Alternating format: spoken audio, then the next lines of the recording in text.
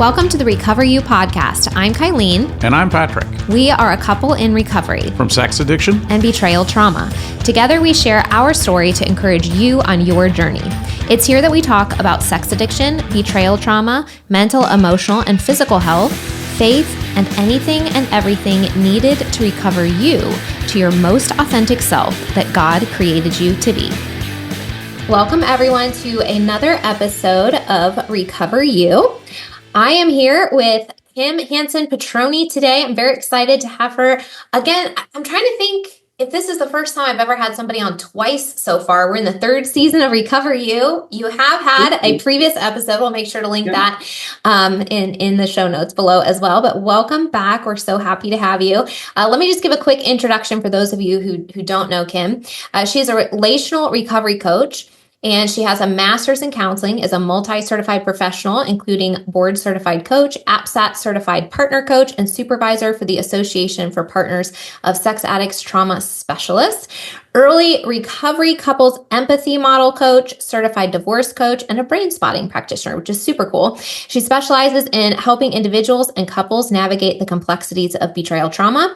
Through her company, Coaching Hope for You, Kim offers support via groups, workshops, and private coaching. And most recently, she has written a book, and I guess it's a workbook because you utilize it, you do some exercise in it and life application as well. That's called Not a Casserole Widow. And this is aimed towards women to encourage self-confidence as well as providing education for them as they prepare to divorce after betrayal. So we're very excited to kind of discuss that today. I actually did a recent survey asking people to, give us feedback on what they'd like to hear more about. One of the things people mentioned specifically was divorce. So the timing of this is really perfect, and we're happy to have you on. So thanks for being here. Oh, great. Thank you so much for having me again. So tell me a little bit about, well, let's talk about the name of the book, first of all, right? Because I think that is, it's really impactful, Not a Casserole Widow. Tell me why you named it that specifically. Of course. So when I first found that there was infidelity and some issues in my own marriage, and I chose to separate, at that point in time, I went to a very large church, and right about the exact same time, a pastor died unexpectedly. His wife was very similar to me. She has 5 kids. I had 4 kids. We were both homeschooling moms. We were right about the same age. And I was able to observe an extremely different parallel path. Her husband died and the church was flooded with well-wishers. He was beloved. Just a super great guy. And it was so unexpected. Mm-hmm. And her Facebook had people fixing her lawn, showing up on the drive. I'm just really supporting her. And my life exploded, and I was completely alone. I felt also like a widow. She was a widow. Her husband had just died. I had lost the husband that I knew, and I felt like I was walking through widowhood at the same time, but completely alone because I couldn't really talk to anybody about it. I definitely was not getting casseroles in my freezer. Nobody was bringing me food, and yet I still had 4 kids. I was still trying to homeschool. I was still trying to do all the same things without any support. So at that time, I was going through a training, and one of the articles that I read was how lonely we feel because we don't get any casseroles. So I felt that name, Not a Casserole Widow, was so important to me and so pivotal in my growth. I wanted to make sure that I could provide casseroles of some nature, food support, education, whatever it might be, to women that were in a very isolated divorce and betrayal trauma space.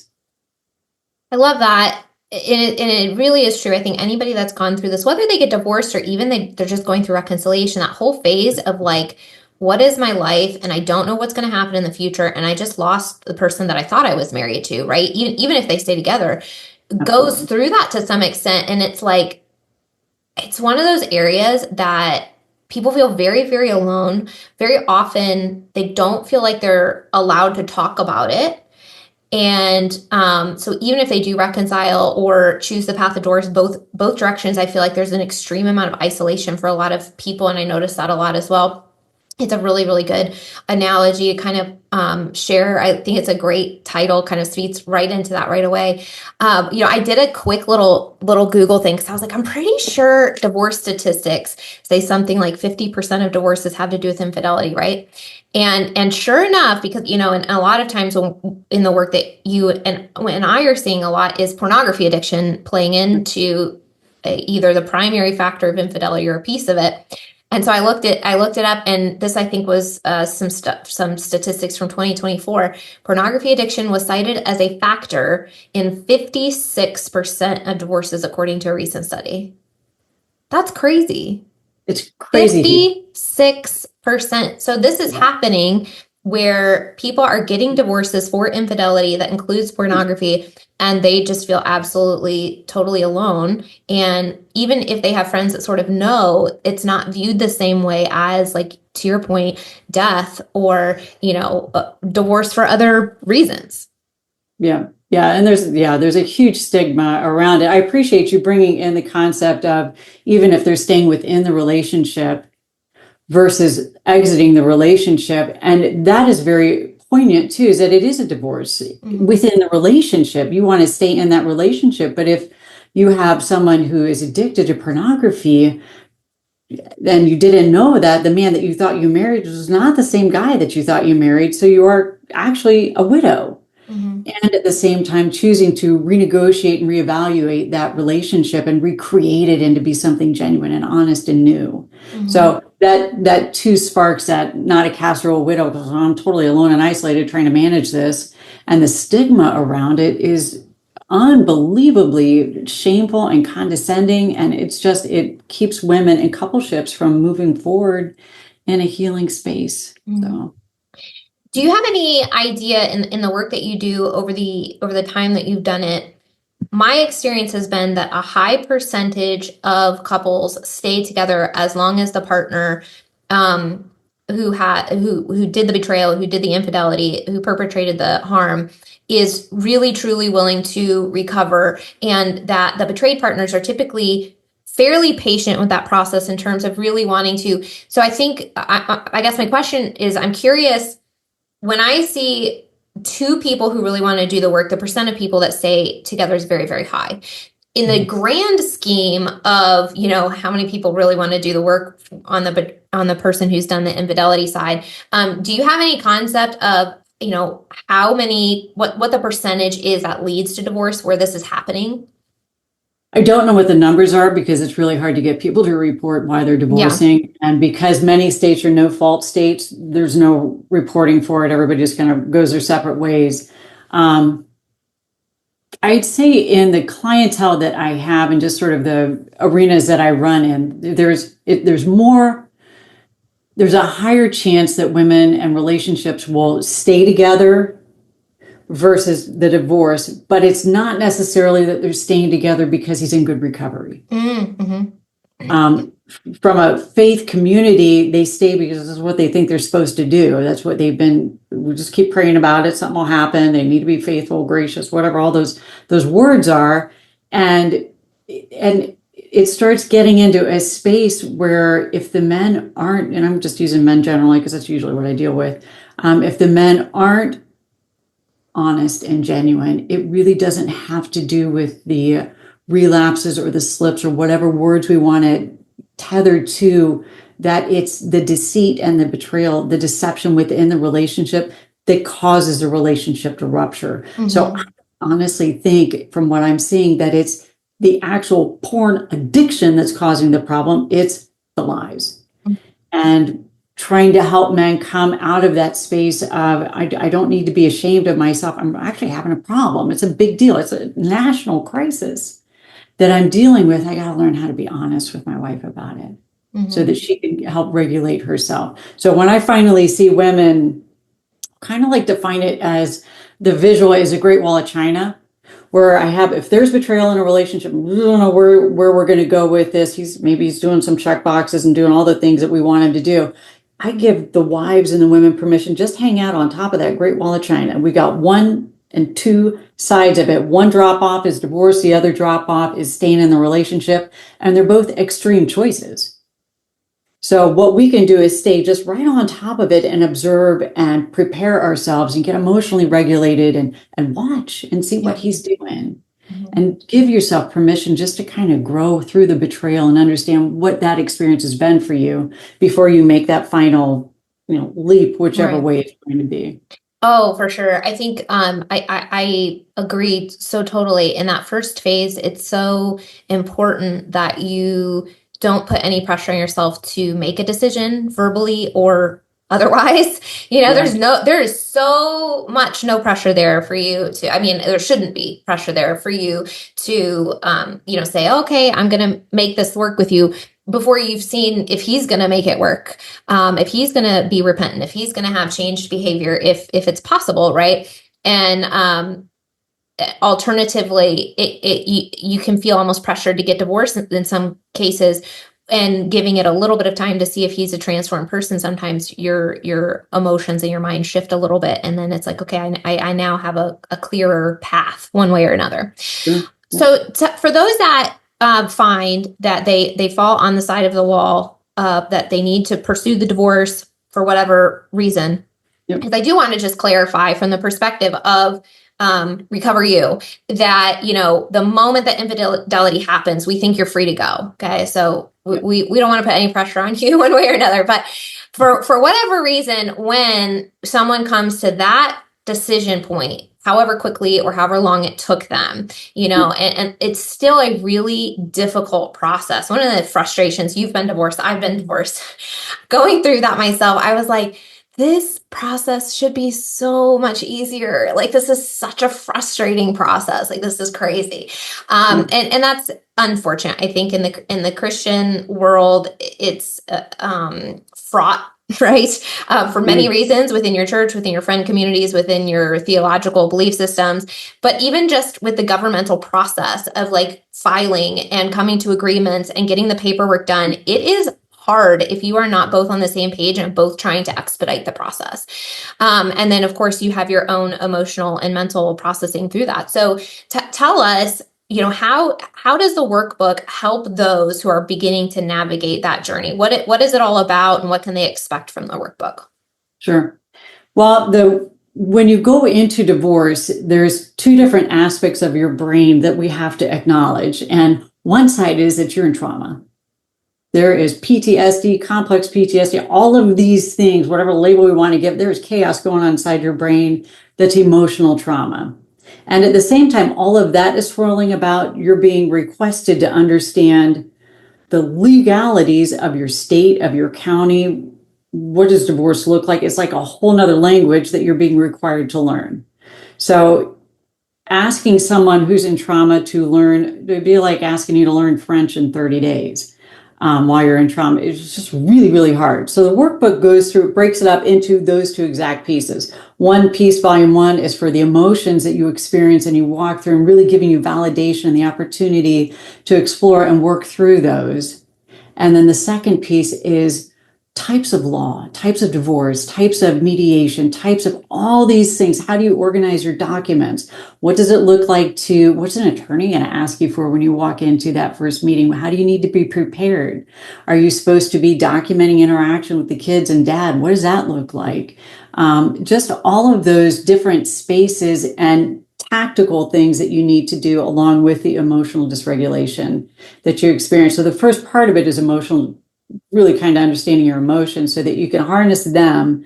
And then when you get to sitting down and filling out paperwork, you're better equipped to do that.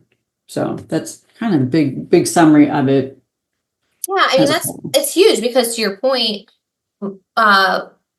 most people going through this process have never done it before, and it is it's overwhelming because of the reasons that you're getting divorced. And then you have to navigate this process without the support of your partner, obviously, because you're going against them in this. And so you're trying to do it by yourself, and it's legalese. And sometimes, to your point, you mentioned kids being involved as well. And so you have all of these different agreements that you have to come to in terms of custody and living arrangements and dividing of assets. And it's a lot for somebody to process when they're already grieving so much of a loss of, things and decades probably that they've put emotional energy into this relationship. They've probably put years, if not another decade, into trying to repair or to see where this would go after, discovery. And it's just a lot to think through and process. When you see this going on, and I would venture to guess a majority of divorces are not the most amicable, right? Like, yeah, yeah, wouldn't it be great? If they're with me, it's because they don't have an amicable divorce. There you go. Yeah. I mean, it kind of is like, wouldn't it be great if two people could just come to the conclusion that this isn't going to work and we could be like really nice to each other through the process? That would be awesome, but that's not normally the case. So when women are navigating this and they have someone that's being, fairly difficult, whether it is, with trying to grab more of the money or trying to get you to pay their lawyer, just all these different, or trying to get more custody of the children or whatever it is, it's like, it's just so much stress, and it's not, they're thinking in their emotional brain, right, at this point, and it's super, super traumatized. What is it that women can do as they're navigating this to help themselves sort of feel grounded and navigate it in a way that, to the best of their ability, in 10 years, they're going to look back and go, okay, I did my best? Okay. Let's hold on to that 10-year piece, because that's actually critical, what you just said about that. So women we have a perception that when we walk into an attorney or the legal environment, that justice will be served. You have experienced an injustice in your relationship and you've come to get a divorce to experience justice. That is not going to happen. We don't receive justice from the courts. They want to mediate a balance. They want equality for both parties to come out in the same space. So for my women, I want them to seek the emotional release and the support for justice from me, from my groups, that's a different space than the legality. When they walk into that legal zone, we have to understand that, especially if it's mediation, that mediator is there to get everybody to agree. They don't really care. I mean, they kind of care, like they just want both parties to come out and be equally happy, is kind of the general summary. So when I have women who are walking into divorce or mediation, whatever path they choose to take, is that they know themselves. They have to remember that they know themselves. They know their husbands better than anybody on the planet. And for them not to discount what they know to be true about what they need, even though an attorney or the mediator is saying, well, none of the decrees are written that way. Mm-hmm. An example might be, we know that he's notoriously late for picking up the children. Just an example. He's always 30 minutes late. Okay, well then in the decree, we need to actually say if he's late, he relinquishes that time. If he's 30 minutes, otherwise the kids will be waiting 4 hours for their dad. Those are small nuances that when I work with them, they know that, even though if the attorney says, no, we're not going to do that, for them to push forward into that space. Mm-hmm. So they need to feel empowered that they know exactly what their kids need, and they need to know what if something on the document that gets written up doesn't feel right, let's look at it. Let's ask some hard questions. Mm-hmm. An attorney or a mediator, and make sure that this is written correctly.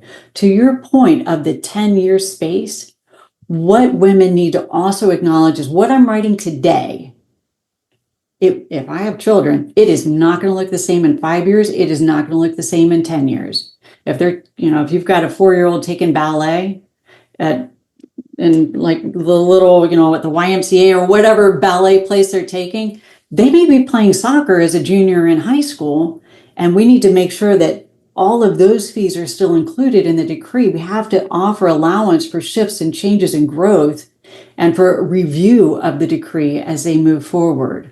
So that's kind of it for them to understand that the courts like to create it as a concrete space, but it actually needs to be a breathing document that we can come back to and we can relook at. And I think once women are able to evaluate that we can create another look at this, it doesn't become quite so terrifying. Mm-hmm.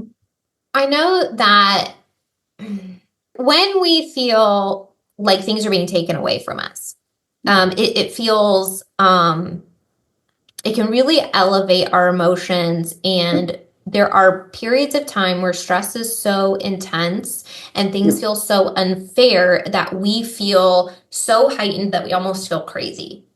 So Absolutely. there's so much in divorce and in co-parenting when one partner has already hurt you.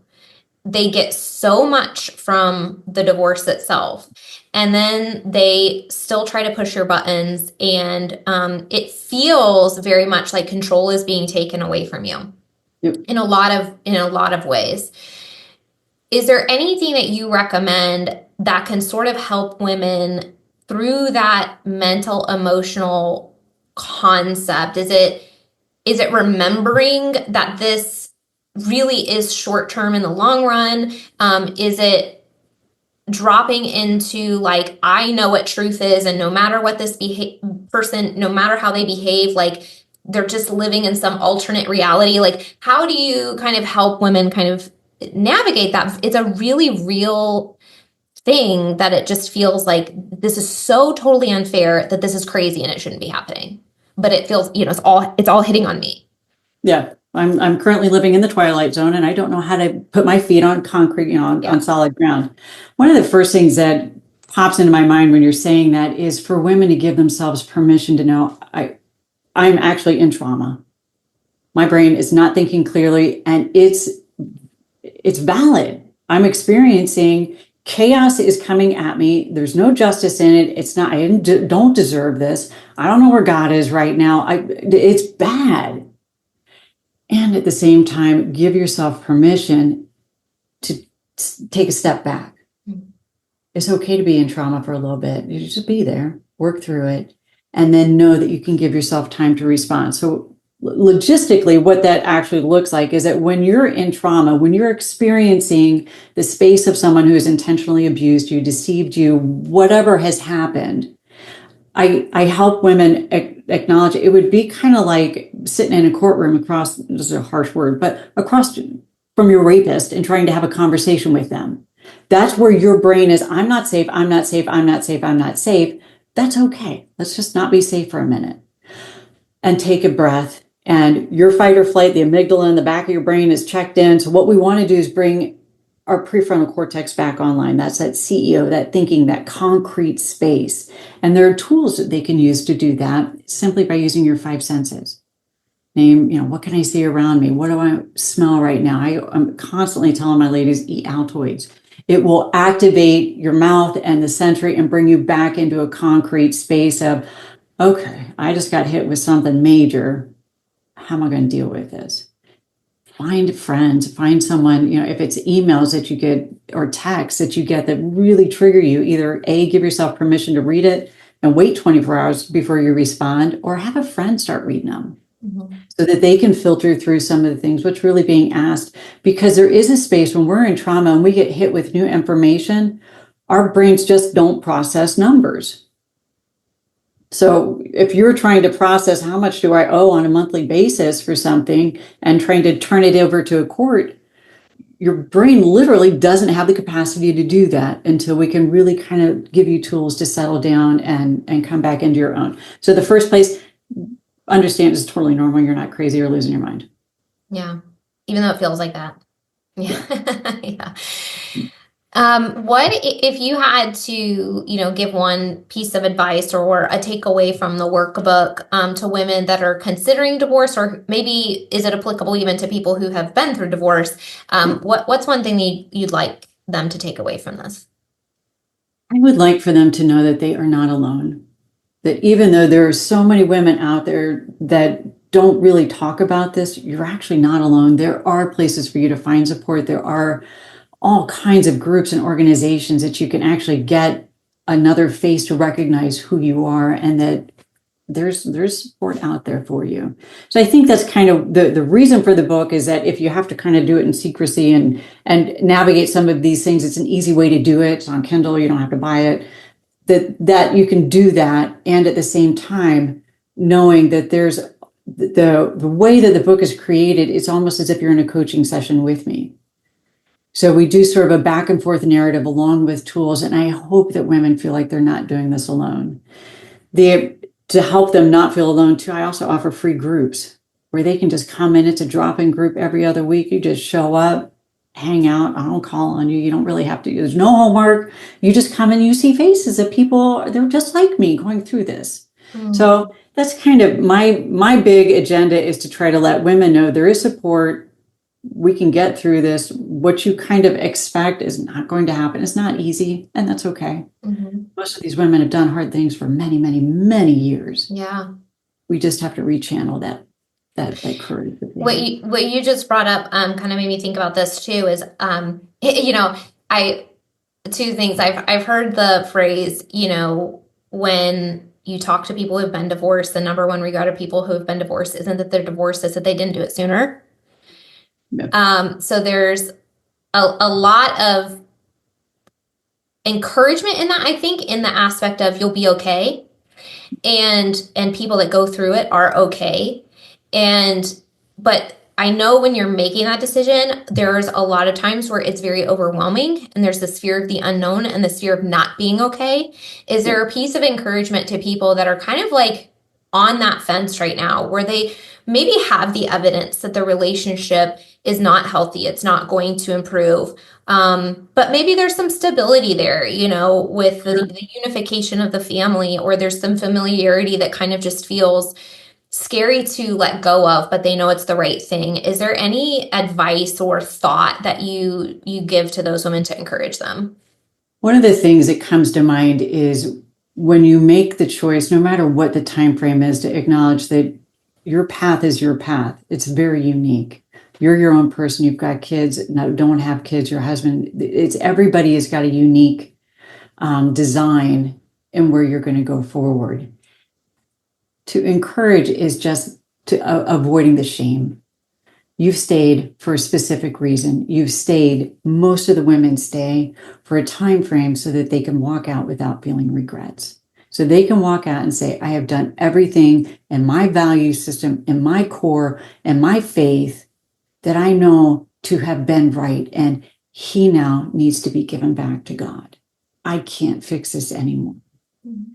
It looks like walking up to a door, and opening it, and you don't see the path in front of you. It's kind of like a black hole. And that's okay. You don't have to go through that black hole. We just have to open up the door. It's one small step at a time. That is all. Women will get in a space. Well, I don't know what's going to happen in 5 years, 10 years, 15 years. I don't know if I'm going to have money. I don't know if I'm 55. Do I want to get a job? All of those things. And what we want to do is that if you know that you have done everything that you feel empowered to do, we're just going to take one step. And is that one step just calling an attorney? Is that one step coming in and joining one of my free groups? Is that one step joining Gretchen Baskerville's got a life-saving divorce Facebook group. It's free. She's got plenty of tools in that for people to explore. So there's so many places to kind of start building yourself up in a space of preparation before you make that big jump. Be okay. It's kind of like, pick what side of the Great Wall of China you want to live on for a little bit. No, I think that's great, because what I'm hearing there is, as you're navigating this, gather the resources, gather the informational. So then you have your logical brain online, you have your thinking brain online. And then as you continue to navigate, you're going to day by day, step by step, exercise by exercise, do the emotional processing. And that's going to take more time. That's okay that it's going to ebb and flow. It's going to feel scarier some days. It's going to feel exciting another day. You're going to feel stuck one day. You're going to feel free the next day. There's so much to allowing that to kind of come and go naturally. But the tangible things that you can do day to day is to work with someone who kind of can guide you through it, to talk to somebody who's experienced it, to utilize the variety of resources from free to paid counseling, to talk to your lawyer and get the best advice, because they're going to be on your team, and to just gather, so that when you do choose to make that decision, you feel capable, you feel like you are aware, and like what the next step is. 100% agree. Coming from you have a faith background, I have a faith background. Maybe not everybody we work with, but a lot of the people that come to us also share a faith background. I know that sometimes complicates and muddies things for a little while they're figuring it out, right? Is there anything, like if you had the attention of leaders in the church in front of you right now, and they, when this happens in families in the church, they typically go to their pastor, their associate pastor. If every pastor and associate pastor who was giving advice to these women right now, if you had their ear, is there anything that you would want to share to the American church about supporting these women, encouraging them, navigating, their questions? Like what advice would you give to the church? Give them the freedom to choose. Give women the freedom to make their own choices. They know exactly what they're doing. That's huge. I love it. Yeah. It's almost like I wish we didn't have to say that.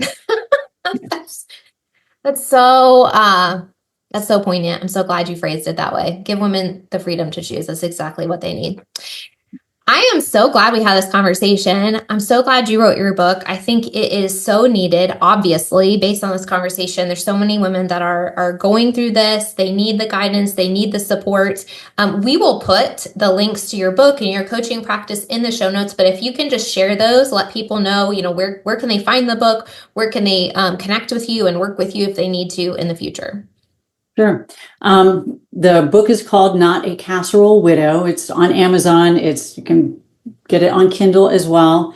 I also have a website, Not a Casserole Widow, that offers groups and resources, my free group, and then some other groups and a network that we have, a very private network for women to come into with all sorts of valuable resources within that. If you are in a marriage and you want to remain in that marriage or you're curious in exploring it, my other website is Coaching Hope for You, number 4, letter U, Coaching Hope for You. And that space you'll find you'll find everything that's on Not a Casserole Widow, but you'll also find some more balanced interactions for you and your spouse. That's awesome. Anything else you want to leave the listeners with today in this episode? I thank you so much for being willing to explore this and let me talk about my book. It's really, really critical that women understand they don't have to do this on their own. And in fact, it's more financially lucrative if you don't do it on your own and you find and help. Absolutely. Well, we're so grateful that you're out there and you're doing this work and you're encouraging women, helping them to feel empowered and to have the autonomy and to make that choice and to have the freedom to do so. So thank you for everything you're doing and for sharing your wisdom and your book with us today. We really appreciate it. Great. Thanks for having me. I appreciate it. Woohoo! If you're listening to this, it means you've made it through an entire episode. Part of recovery is spending time engaging in healing and self-growth activities. We are thankful that you chose our podcast to be one of those activities today. Make sure you reward yourself for that accomplishment. If you've enjoyed this episode or this podcast, we would love to hear from you. Please take just a few moments to leave a rating and review, letting us know your experience with Recover You. We not only love hearing how these episodes are helpful, but ratings and reviews help others just like you who are searching for recovery information and support find the podcast too. We can't wait to hear from you. See you next week.